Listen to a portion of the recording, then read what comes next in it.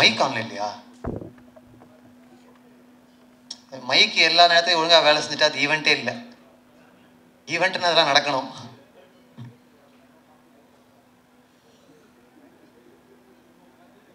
Sir அண்ணா, இந்த சின்ன திரையிலேருந்து தான் பெரிய திரைக்கு வந்து பெரிய ஆள் ஆனார் சிவகார்த்திகேயன். ஆமாண்ணா. அப்புறம் வந்து இப்போ இன்னும் கொஞ்சம் நல்ல பெரிய ஆளாகிட்டார். அவர் இடத்த பிடிக்கணும்னு நீங்க நினைக்கிறீங்களா? ஏன்னா அந்த அவரே மாதிரி பெண் வேடம் போட்டு ரூம்ல கேட்டீங்க. ஆமா, அதே தான் திருப்பி கேட்கலாம். பதிலும் சொல்லிட்டேன், திருப்பி வந்து கேட்குறீங்க. நெல்சன் படத்துலயும் அடுத்து சேர்ந்தீங்க. என்னன்னா நெல்சன் படத்துலயும் அடுத்து அவருக்கு மாதிரியே கூட்டணி இருக்கிறீங்க. ஆமாண்ணா. அதே மாதிரி ஏதாவது ஆசை இருக்கா? அவர் மாதிரி வரணும், அவர் எந்த அளவுக்கு இம்ப்ரெஷன் உங்களுக்கு? இல்லைண்ணா, எனக்கு டெஃபினட்டா அங்கே சொன்னதை அப்படியே நானும் சொல்லட்டுமா? சரியா, சிவான சேதுபதி அண்ணா எனக்கு 2 பேருமே பயங்கரமான இன்ஸ்பிரேஷன். ஏன்னா அஜித் சார், விஜய் சார் எல்லாத்தையுமே நம்ம கிட்டக்க கூட பார்த்தது கிடையாது. என்னோட ஸ்கூல் காலேஜ் டைமில் நான் சொல்கிறேன், வெறும் ஸ்க்ரீனில் மட்டும் தான் நம்ம பார்க்குறோம். எனக்கு அப்படி இருக்கும்போது ஏதோ நம்மளாலும் ஒருத்தன் ஜெயிக்கிறான், இங்கேருந்து ஒருத்தன் போய் அதை பண்ணுறான் அப்படிங்கும்போது அப்போ தான் என்ன மாதிரியான பசங்களுக்கெல்லாம் இன்னும் ஸ்ட்ராங்காக அந்த நம்பிக்கை இன்னும் பெருசாது. அப்போ ஓகே, ஏதோ ஒரு ட்ரை பண்ணிகிட்டே இருந்தால் சின்சியராக அதை பண்ணிட முடியும் போலையே அப்படின்னு சொல்லிட்டு. சிவானன்ட்ட அந்த மாதிரி இருக்குன்னா, இப்போ சேதுவன்ட்ட அவர் அவ்வளோ ஜூனியர் ஆர்டிஸ்ட்டாக நடித்து, ஆக்சுவலாக அவர் ஜூனியர் ஆர்டிஸ்டோட லிஸ்ட் எடுத்தாலே அவ்வளோ இருக்கும் நம்மளுக்கு. ஸோ அதுவும் நடித்து கன்ஃபார்மாக ஏதோ ஒரு நாள் நடந்துடும் அப்படின்ற அந்த ஒரு ட்ரஸ்ட் இருக்குல்ல, அது ஒரு 1000ல் ஒருத்தருக்கு, 10,000ல் ஒருத்தருக்கு, லட்சத்தில் ஒருத்தருக்கு நடந்தாலுமே அந்த ஒருத்தர் மாதிரி கொடுக்குற நம்பிக்கை தான் என்ன மாதிரி பசங்களுக்கு அது ஒரு பயங்கரமான சீடுன்னு நினைக்கிறேன் நான். ஸோ அந்த இன்ஸ்பிரேஷன் நிச்சயமாக இருக்குது. மற்றபடி எனக்கு வர கதைகள் எந்த அளவுக்கு என்கேஜிங்காக இருக்குது, ப்ளஸ் எந்த அளவுக்கு டிஃப்ரெண்ட்டாக பண்ண முடியும் அப்படிங்கிறத தான் நான் பார்த்து பண்ணிகிட்டு இருக்கேன். Last 2 questions. கவின்ஜி, நீங்க பண்ணா நாங்க முடிவு பண்ணிடுறோம். இல்ல நேரம் வில்லன் பிஆர் சொல்லுங்க. எங்களுக்கு தான அடுத்த ஆப்ஷன். சரி கேளுங்க. ஓகே கவின்ஜி, ஒரு क्वेश्चन. அதாவது நீங்க வந்து ஸ்டார் இந்த படம் அன்னைக்கு வந்து ஒரே ஹீரோவா இருந்தார் பிரசாந்த். ஸ்டார்னு படம் வந்தது, அவர் பேரும் காதல் இளவரசன். இன்னைக்கு காதல் இளவரசன் தான் எங்க கண்களுக்கு நீங்க தான் தெரியுறீங்க. அந்த காரணத்துக்காகவே ஸ்டாருங்கிற டைட்டில் தூக்கிட்டீங்களா? அதே மாதிரி ஆனழகன்கிற படத்தில் ஒரு பெண் வேடம் போட்டிருப்பார், ரொம்ப ஃபேமஸ் அந்த படம். ஓகேங்களா? அன்னைக்கு வந்து இத்தனை ஹீரோ கிடையாது, அவர் மட்டும். அந்த மாதிரி ஒரு நோக்கம், ஒரு சென்டிமெண்ட் இதுக்குள்ளார வச்சு தான் அந்த படத்தை ஒத்துக்கிட்டீங்களா? என்னோட கேள்வி. இல்லைண்ணா, இந்த படத்தோட இப்போ ஸ்டார் அப்படிங்கிறத பொறுத்த வரைக்கும் நாங்கள் எல்லாருமே இப்போ சொல்லியிருந்தோம் இல்லையா, ஸ்டார்னா வெறுமனே அந்த ஸ்க்ரீனில் வர அது கிடையாது ஸ்டார். ஐ மீன் அதுவும் ஸ்டார் தான். அது இல்லாமல் என்னை பொறுத்த வரைக்கும் பீப்புள்ஸ் சாம்பியன் எல்லாருமே ஸ்டார் தான். மக்கள் யாரெல்லாம் நம்ம யாரை பெருசாக ரொம்ப ரசிக்கிறோமோ, அண்ணாந்து பார்க்குறோமோ, அவங்க எல்லாருமே ஸ்டார் தான். அது எல்லாத்தையுமே தாண்டி தான் நம்புகிற விஷயத்த நம்பி என்னைக்காவது ஒரு நாள் நடந்துரும் அப்படின்னு ஓடிட்டு இருக்கவனும் ஸ்டார் தான். ஏன்னா இப்போ நீங்கள் சொன்ன மாதிரி சினிமா இல்லை ஸ்போர்ட்ஸு மற்ற கொஞ்சம் விசிபிலிட்டி இருக்கிறவங்களுக்குலாம் அந்த அடையாளமோ அந்த லைம்லைட்டோ அது கிடச்சிருது. ஆனால் அது கிடைக்காம ஏதோ ஒரு வேலையில் அந்த லைம்லைட்டுன்ற விஷயம் இல்லாமல் நிச்சயமாக அவனோட திறமைக்கு அவனோட சக்திக்கு அவன் ஒரு சாதனை பண்ணி தான் இருப்பான்.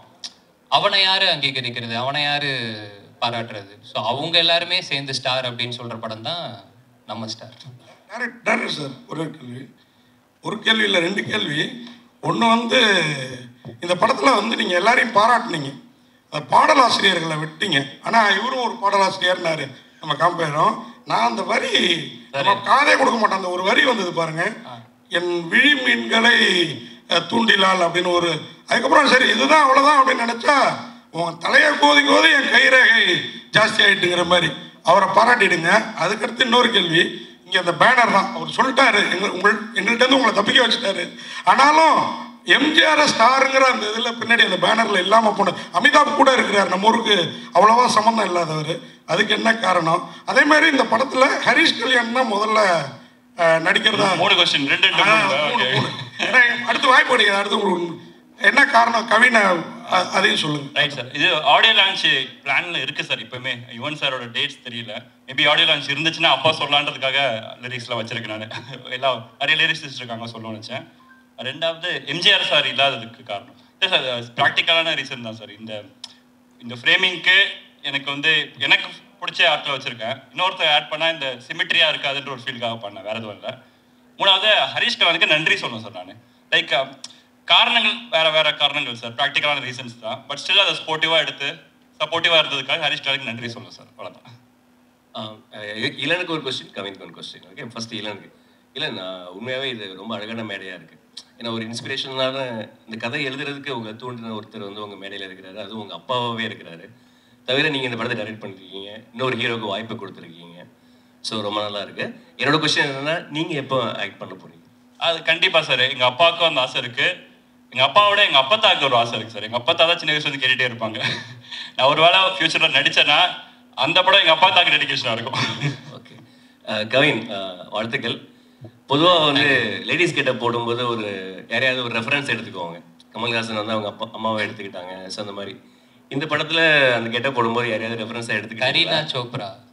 கரீனா சோப்ரா. ஓகே, யாரு எனக்கு சொல்லுங்க. சந்தானம் சார் போட்டிருப்பார்ல லேடி. Okay. அதுதான். ஏன்னா எனக்கு இந்த படத்துல வந்து இப்போ சிவான ரெமோல பண்ண மாதிரியோ இல்ல வந்து கமல் சார் அவ்வை சண்முகில பண்ண மாதிரியோ ஒரு பொண்ணாவே நடிச்சு நம்ப வைக்கிறது மாதிரியான இது கிடையாது. புரியுது. அது சின்னதா காலேஜ்ல பசங்க பண்ற ஒரு கலாட்டா மாதிரி. ஸோ எனக்கு என்னன்னா அந்த கலாட்டால பார்க்கும்போது சந்தானம் சார் எக்ஸ்ட்ராடனரியா அதுல ஒன்று பண்ணியிருப்பாரு. நிச்சயமா அதை வந்து இப்போ இதுக்கப்புறம் யாராலுமே பீட் பண்ண முடியுமான்றது தெரியல.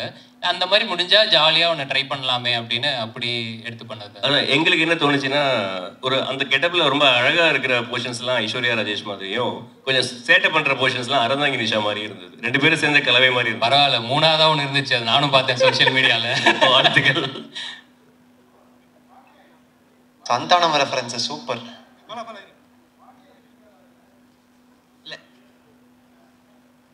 நடிச்சிருக்காங்க சார், நடிச்சிருக்காங்க.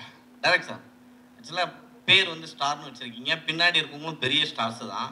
ஸோ ஒருவேளை இந்த படம் வெற்றி அடைஞ்சிருச்சுன்னா அடுத்த லெவலுக்கு ஸ்டாருக்கு போவார். எந்த ஸ்டார் லெவலுக்கு கவின் போவார் நீங்கள் நினைக்கிறீங்க? சார் நான் ஆல்ரெடி இன்டர்வியூஸில் சொல்லியிருக்கேன் சார். சார் சொல்லவா? ஸோ ஆஸ் அன் ஆக்டரா சார், எனக்கு ஆஸ் அன் ஆக்டராக ஒரு டாப் 5 இருப்பார்னு நான் பிலீவ் பண்ணுறேன். ஆக்சுவலாக ஒரு ஆஸ் அன் ஆக்டராக பெர்ஃபார்மராக ஒரு டாப் 5 இருப்பார்னு பிலீவ் பண்ணுறேன் சார். கவின் சார், ஒரு 2-3 நாளாக இந்த லேடிஸ் கெட்டப்பில் திரும்பிங்க.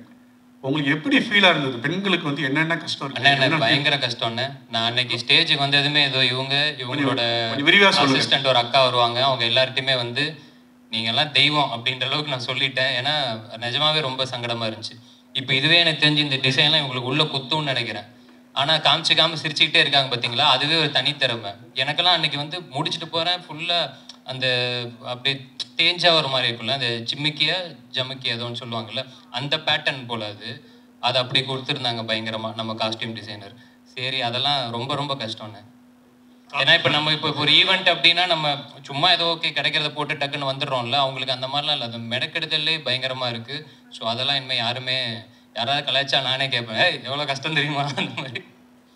கவின் சார், என்ன உங்களுக்கு மைக்கே தேவையில்ல போல என்ன சொல்லுங்க.